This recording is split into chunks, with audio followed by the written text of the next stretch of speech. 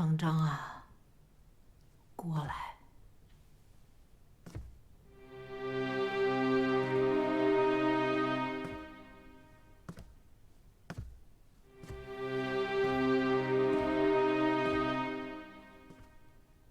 当着老祖宗的牌位，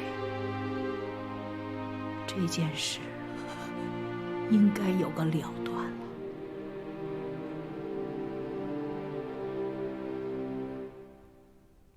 你是罗府的一家之主，为了罗府的清誉，为了罗府的门楣，你来发落吧。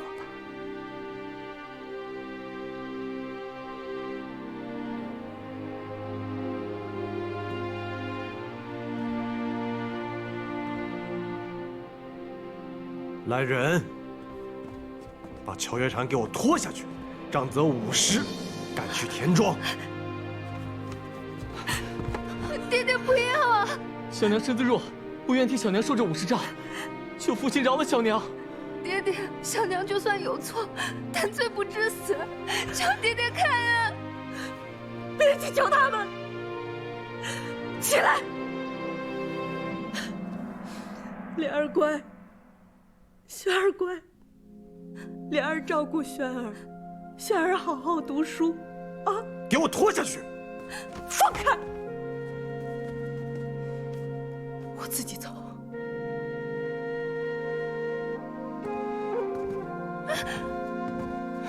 娘，小娘。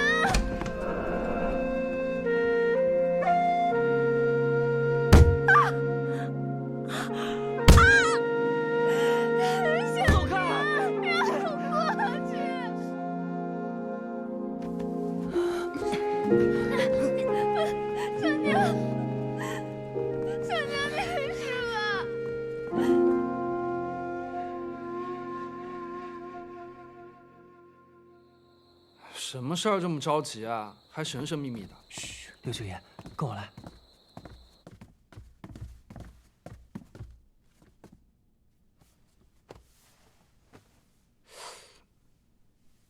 他这伤怎么弄的？六舅爷，听说你最会古道药了，有没有什么好用的伤药啊？现成的伤药我也没有啊。你需要什么药告诉我，我去抓。就算找到了药材，制药也需要花时间啊。那你好歹想办法先让我们家公子醒过来啊！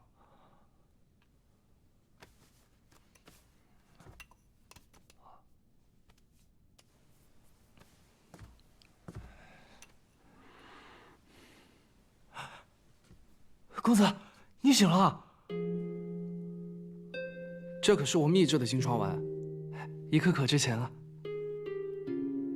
舅舅，飞燕我会让少安稍后补上，还烦请求求不要把今日之事说出去。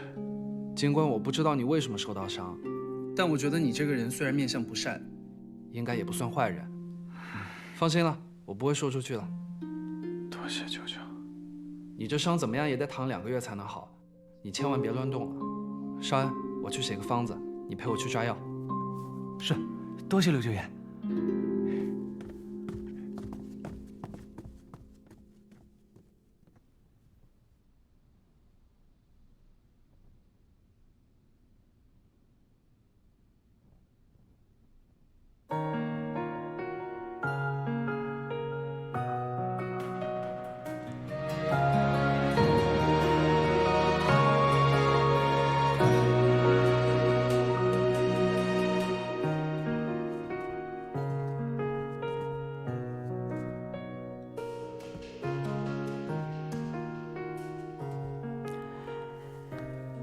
祖母，在你母亲的灵位前跪下。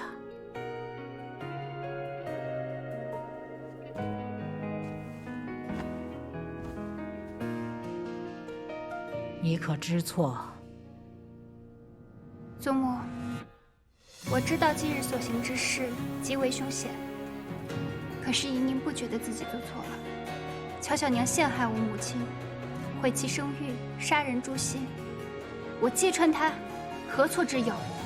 既然你不知道自己错在哪里，那就一直在你母亲灵位前跪着，直到自己想明白了再来回我。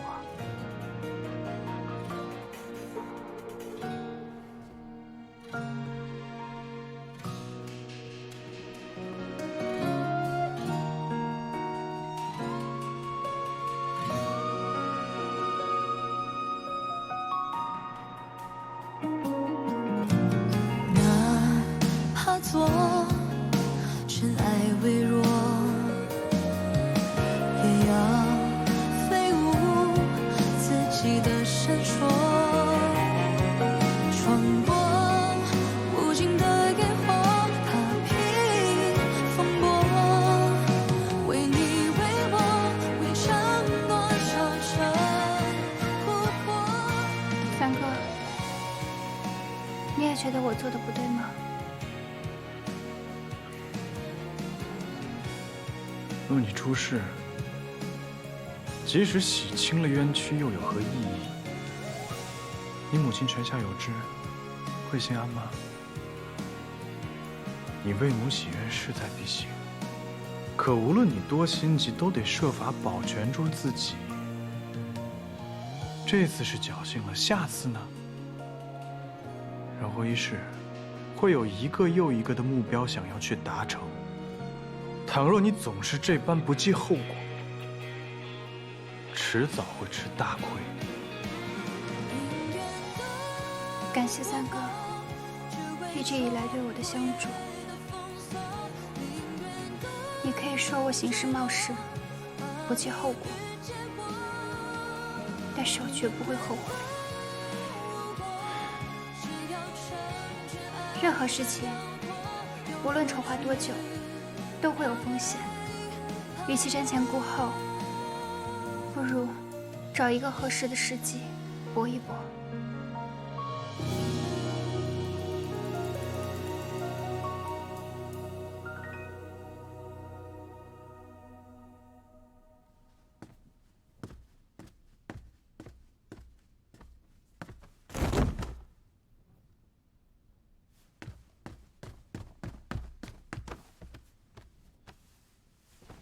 姨娘，姨娘，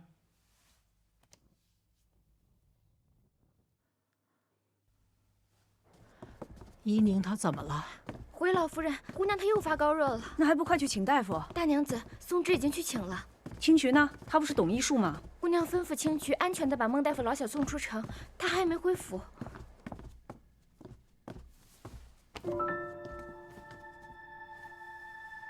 老夫人。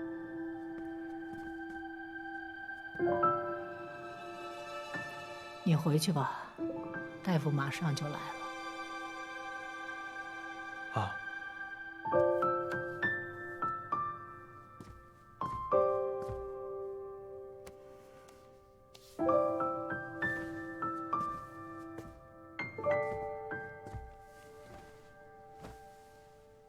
孩子呀，你怎么这么倔呢？你看看，你都烧成这样了，也不肯求个饶。祖母真为你担心啊。李大夫，这边。哦，好。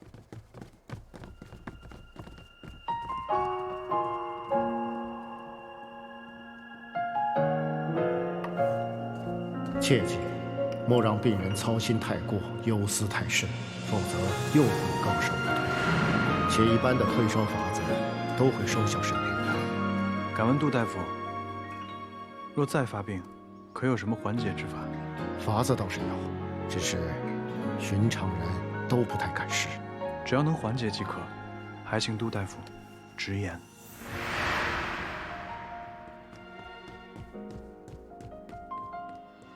你们家姑娘怎么样了？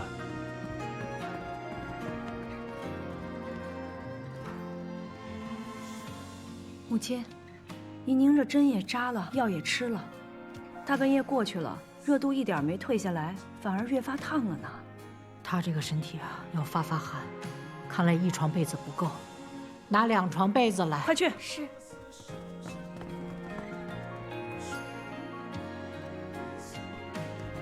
给我。不能干！让开让开！哎，你要干嘛呀？你给我出去！你去拿冰和酒来，越烈的酒越好，快去！不是，你这是要干什么呀，申远？万万不可的，他得了风寒，不能在雪上加霜了。难不成你要害他吗？我要是要害他，我让他在经堂跪着就好了，我把他抱回来干什么呢？这不行。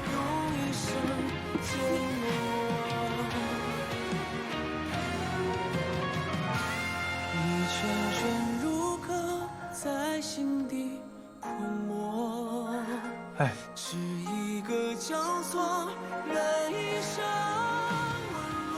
母亲，能试的方法咱们都试过了，但也没用，要不然让慎远试试吧。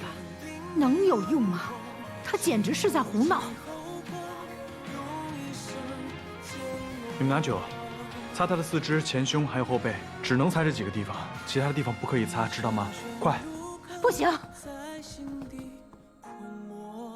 你这简直要害他。老夫人，您就信我一回行吗？他要是有任何的差池，我把我的命赔上。母亲，让慎远试试吧。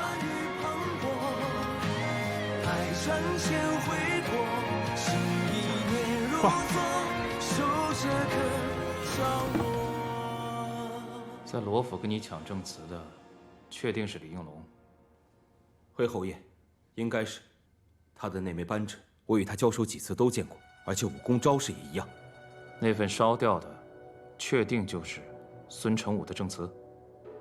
这个，属下没有看清，但是李应龙拼死保护，应该没错。什么叫应该？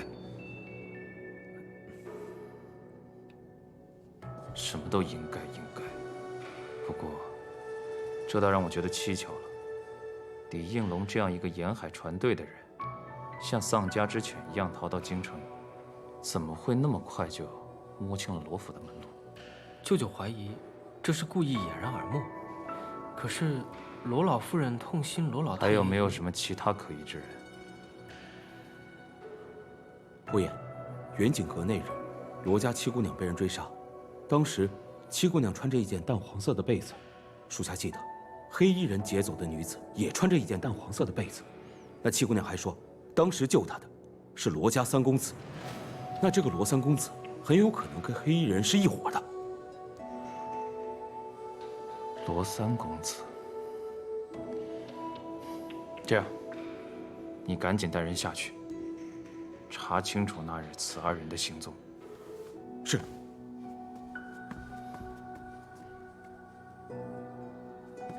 还有事？舅舅，关于那七姑娘，外甥还有一个发现。磨磨唧唧地说。外甥亲眼所见，那七姑娘给罗老夫人剪的一架剪纸屏风，技艺之高超，非常人所能及。不知跟舅舅要找的人有无关系？不过，我特意在他面前提到您，原本想试探一下，但他毫无反应，兴许是我多心了。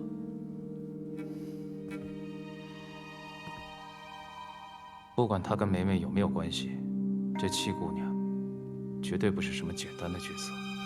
找机会，等候去会会她。还有吗？没有了。去吧。外甥退下了。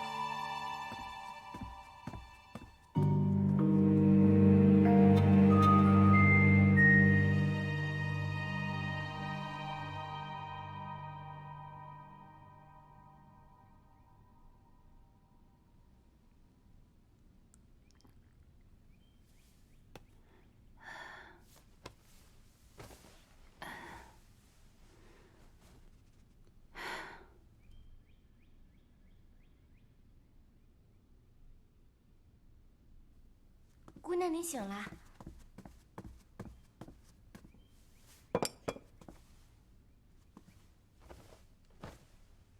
我怎么好像依稀看到了祖母、母亲，还有三哥呢？他们都守了您一夜，见您烧退了，才都回去。昨晚真是太惊险了。我不过是发热而已，被你说的，就好像得了什么大病一样。您虽然只是发热，但怎么吃药扎针都不见效，还是三公子用冰镇的法子帮您退烧的。三公子昨晚可被老夫人骂惨了。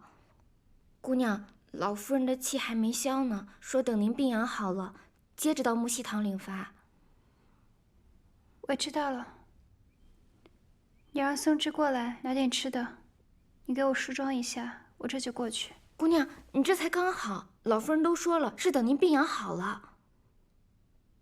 放心，我没事的。祖母表面上是在跟我生气，其实心里还是疼我的。越是这样，我就越要去领罚。这次气到祖母了，是我做的不好。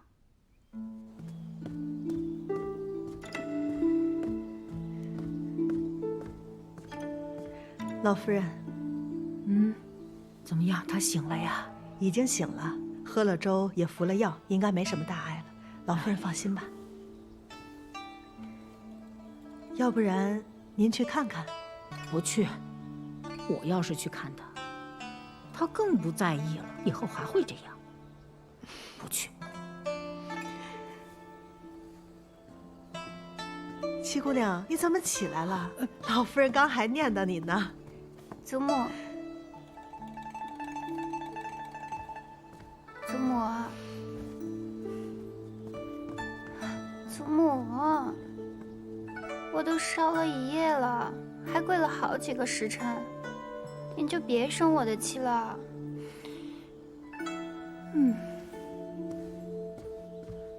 祖母，祖母，哎呀！头好疼啊！我该不会还在发烧吧？我这要把脑袋烧坏了，可怎么办啊？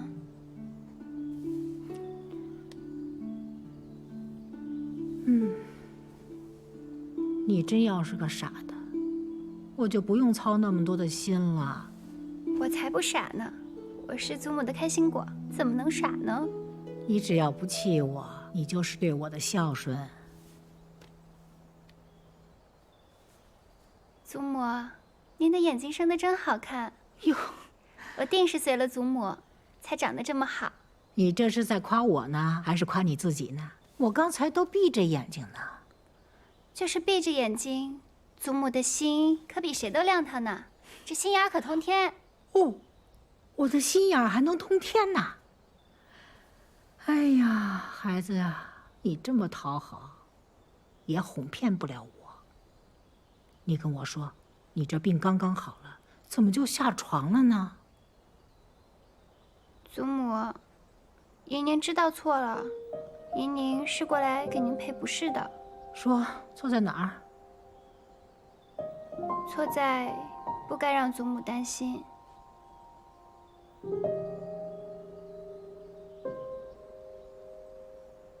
哎，宁儿啊，真是一个乖巧的孩子。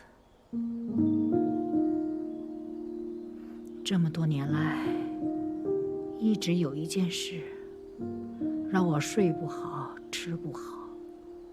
我就想，要是当年没为你父亲去顾家求娶，也许你母亲现在还活得好好的呢。祖母，这件事情怎么能怪您呢？可是祖母一直很愧疚。你母亲走的时候把你托付给我，我就想着，我这辈子一定要好好的护你周全。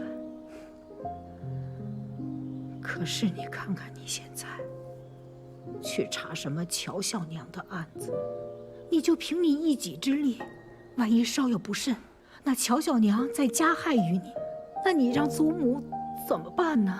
祖母，其实姨宁这次不是单独行事，三哥在我背后一直默默帮助我的。怎么跟他又扯上关系了呢？其实三哥真的是个好人。您看我头上这簪子，就是我母亲当年要留下来给我的，也是他从乔小娘那儿夺回来的。你看看，你一口一个三哥三哥的，看来他倒是帮了你不少。那你老实告诉我，你们兄妹之情什么时候开始那么好了？祖母，其实怡宁最近想起来很多小时候的事情。小时候我就经常欺负他，可是他从来不恼我。而且我也觉得时常和他同病相怜，都是因为生母的缘故，被父亲厌弃。可是好在我还有祖母、母亲啊。可是三哥就太可怜了。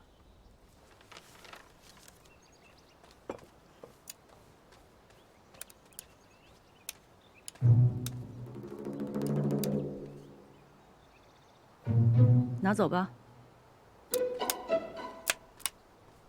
大娘子，前2箱已经点完了，把那2箱衣服和鞋子给他拿到屋里去。是，这2箱搬走吧。是。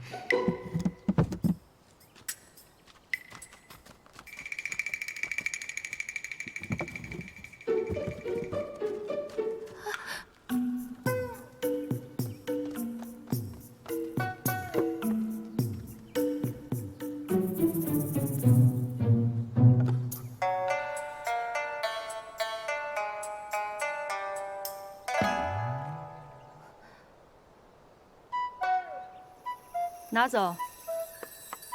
等一下，等一下，大娘子，这个镯子是我小娘进府时自己带来的，不能拿走。这镯子值多少钱，你知道吗？就凭你小娘那个出身，她进府前能有这样的好东西啊？这兴许是爹爹送给我小娘的。那好啊。那我们就去找你父亲当面对质，看看是不是他买的。你小娘这私账上清清楚楚的写着呢，她变卖了顾大娘子的陪嫁，大到屏风，小到衣服首饰，连一双鞋子都不放过，共计800贯。这只镯子是因为实在太贵重，她舍不得卖。这不可能！这些东西本该是属于怡宁的，被你小娘卖了个干干净净。现在东西找不回来了，钱也花了个七七八八。你要是想留住这箱东西，那你拿什么偿还给怡宁呢？还有，他这些年掌管罗府，留下了那么多亏空，自己倒是置办了不少家业。他哪来那么多钱呀？这是我小娘平时省吃俭用。我呸！他的月钱是有定数的，存10辈子也存不了这么多钱。他有几只手，偷了多少钱，你心里没数吗？还请大娘子手下留情，我们碧莲阁这日子总归还是要过下去的。轩哥马上就要参加秋闱考试了，总不能亏待了他吧？你碧莲阁该有的都有，桌椅、屏风、床榻、衣箱都各留了一套。府里按例发放的衣服、鞋子一个都没拿走。我是少了你吃穿，还是没给你们床睡？怎么就亏待他了？姑娘，又要装晕是吧？我告诉你，你少来这套。你要是真不服气，咱们就到大门外把事情摊开了说，让大家评评理。要不然你就别啰嗦，别怪我这个大娘子不容人。把剩下的东西通通搬走，给五姑娘腾个地儿，让她躺下。是。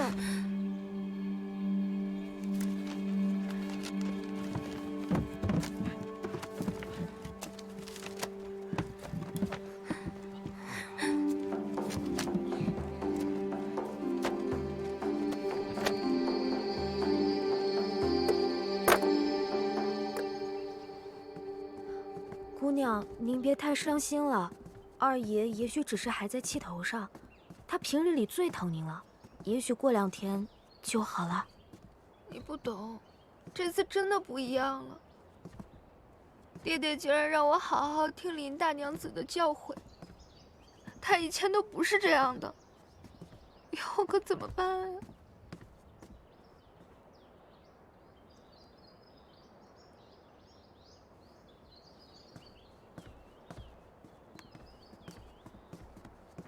大姐姐为何一个人在此处绣花呀？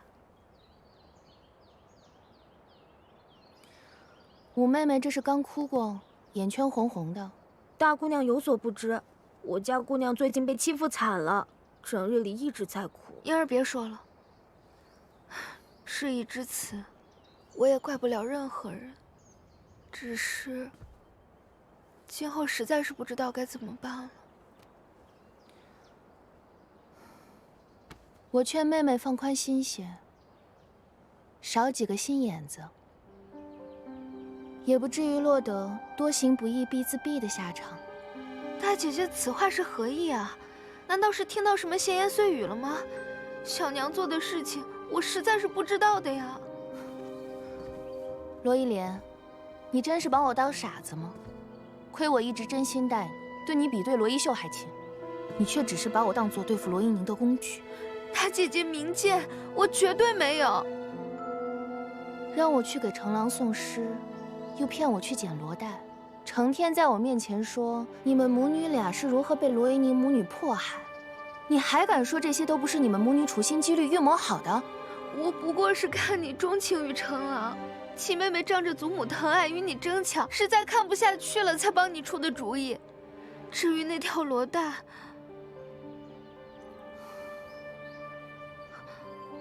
你是故意的，你故意说不知道看到了吉野兰花。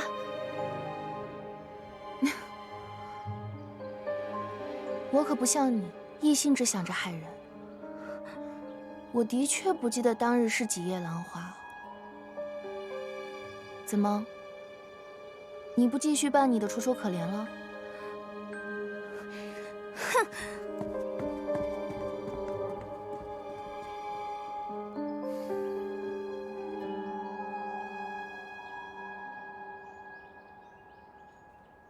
这一次真的多亏大姐姐了。你别误会，我无意掺和你们二房的事，我只不过是把自己知道的事情说出来罢了。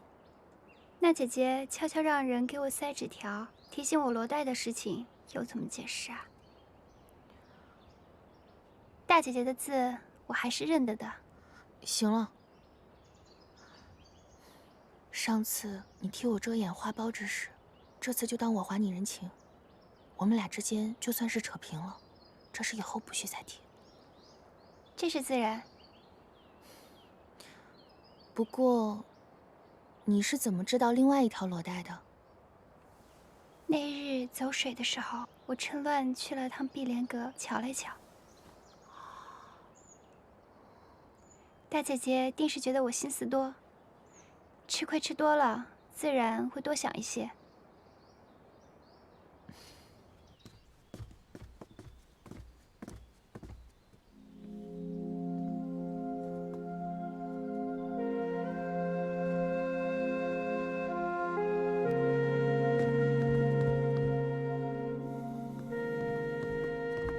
父亲，女儿正打算去找您呢。姨娘，为父听说你又病了，身体可好些？多谢父亲关心，女儿好多了。你来找我，是因为你母亲的事吧？女儿知道，父亲一向重视罗府清誉，不会将巧巧娘送去官府。对此，女儿也并不强求。这么多年，辛苦你了，是为父错怪你了。只要父亲可以还我母亲一个公道，女儿并不觉得苦。女儿恳求父亲可以开进堂，当众给我母亲一个解释。这是自然，为父已经知道你母亲的清白，为父一定会讨回一个公道。你好好养身体，其他事情就不要管了。雪芝，扶你小姐回去休息。是，姑娘，我们先回去吧。多谢父亲。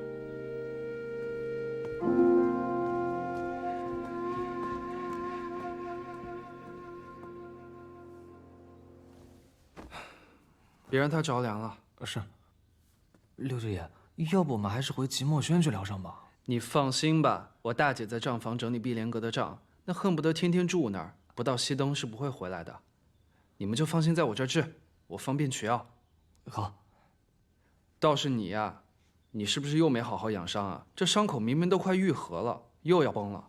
啊，这是我搬了个盆栽就裂开了。不是我说你，你别自己整天整得像个花匠一样。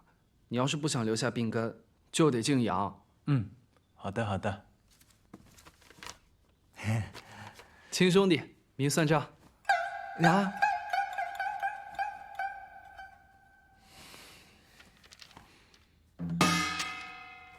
行了，有事儿呢你就让少安找我，我这人帮人帮到底，送佛送到西。好，哎，舅舅，我还真有一事相求。六舅舅，你拿来这么多汤药，我已经喝过许多了，而且今日母亲也给我送来许多汤药，我都已经要喝不完了。你又送来这么多，就不怕给我淹死？你身体初愈，还有些风寒未解，切不能大意啊。我送的这些全都是好不容易买到的上品。这汤药一看就价值不菲。哎，你不是没有钱了吗？我林茂就是再穷，那也不能苦了我亲外甥女啊！我砸锅卖铁也得买给你。以后可不许这么破费了。快喝！我给你保证啊，这个良药不苦口，并且最重要的是，这送药人的心意。像这些苦了吧唧的药就别喝了。哎，六舅爷，这是大娘子特意命人送来的黄芪牡丹汤。不要喝太多也不好，浇浇花挺好的。哎，六舅舅，这可是我们姑娘最爱的秋海棠，要是浇坏了可怎么办？你放心，这黄芪牡丹汤呢，药性温和，对草木也是有益无害的，保管你这花长得更好。那我就不打搅你休息了。对了，这丹露呢，你滴在茶里，对身体好。我走了。谢谢六舅舅。姑娘，这六舅爷可真有意思，突然来送药不说，还把黄芪牡丹汤给倒了。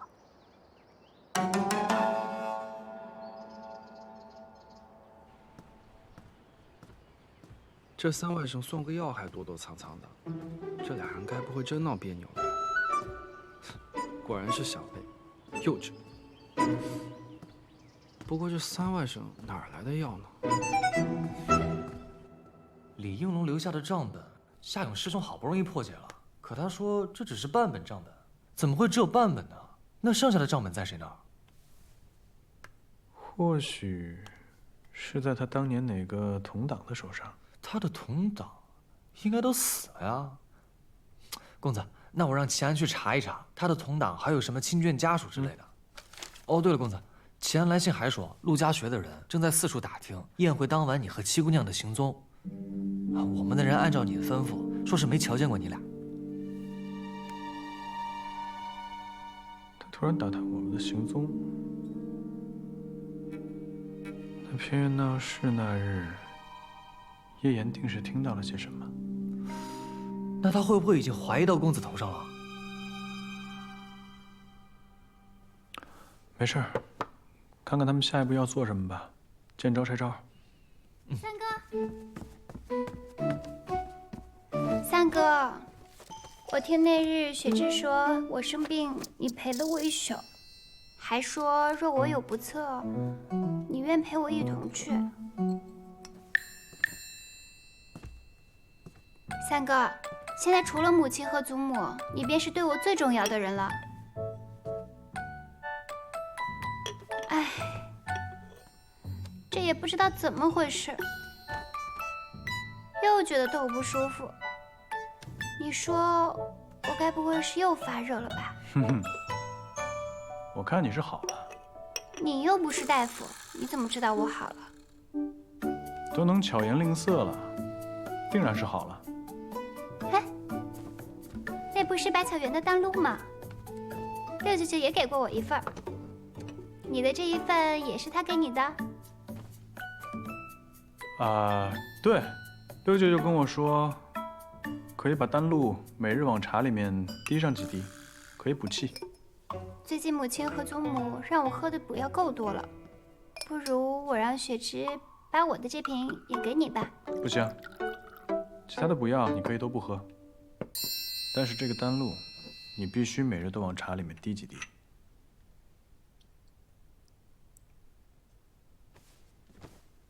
三哥，你是不是不会再生我的气了？那你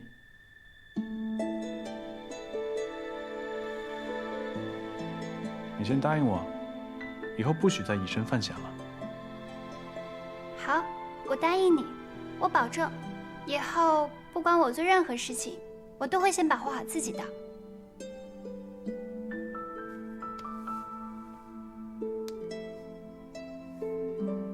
喝掉。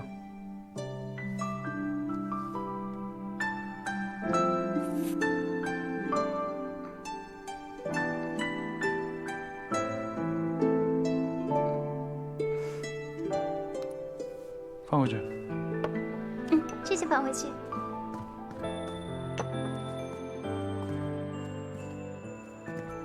三哥，这龙涎香这么珍贵，你是哪里来的这么多银子？做点小营生，赚些薄利。什么营生？就是一些小买卖，不然我怎么度日啊？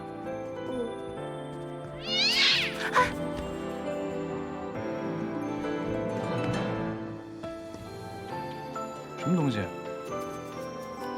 公子不必担心，是只小猫。哦。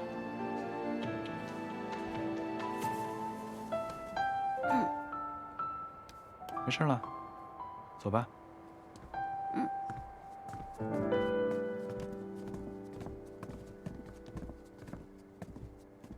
母亲，母亲，你什么时候来的？前几日我去采福院给您请安，您都不在。坐吧。您等久了吧？我应该让亲去给您捎个信儿去的。没事儿，这些天呢，我竟在盘点碧莲阁的东西，查出了不少乔小娘的私账，可算是查完了。正好等你的功夫，喝口茶歇歇。大娘子，怡宁，这些全是乔小娘当年私下变卖顾大娘子的陪嫁得来的。我想办法全部都寻过了，可惜时间太久，就换回来这几套首饰。他用变卖的钱置办了些产业，我都处理了，换回这些钱，你先收着。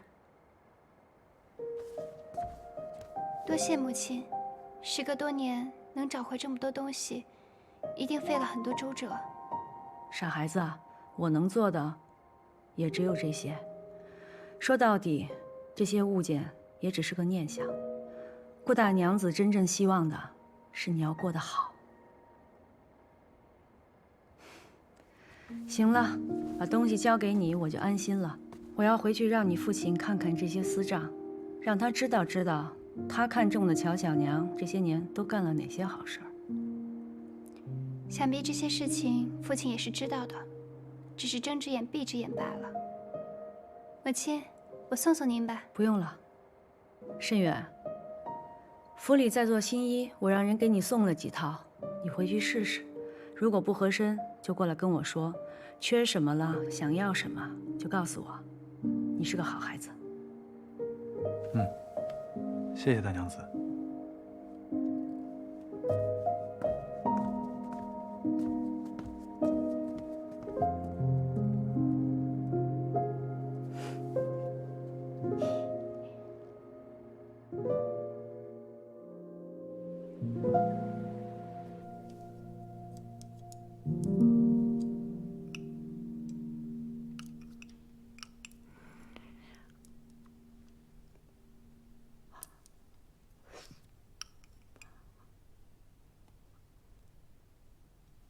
我说你这个孩子，你吃饭就吃饭嘛，你老盯着我这张老脸干什么呀？好看呀，谁让我祖母是京城第一美人呢？美人还来个第一，你这破猴，真会哄我开心。老夫人，大娘子，主人送来了黄芪牡丹汤，她说啊，让我看着七姑娘喝下去。我才不喝这汤药呢，我不喝这药。七姑娘不喝药，身体怎么能好啊？祖母，喝了，风寒刚好，需要调养身体。你母亲也是为你好，喝了。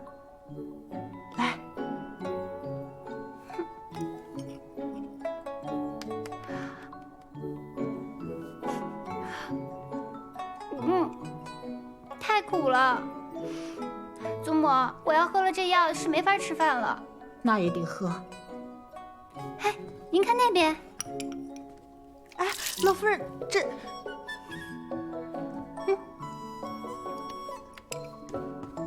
我没看见。你母亲问起来，我什么都不知道，不关我的事，我没看见啊。薛妈妈，你也什么都没看见。去吧。哎呀，我说你这个孩子，怎么跟你娘一个样儿啊？吃不了的药汤都往那个花草里倒。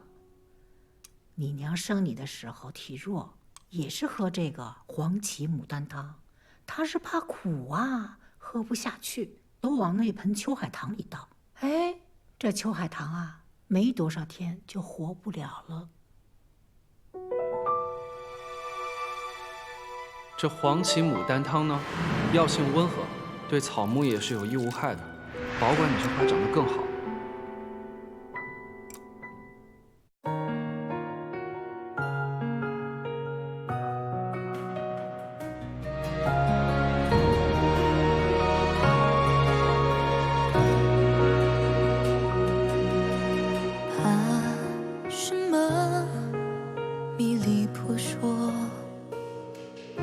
心跳里有光的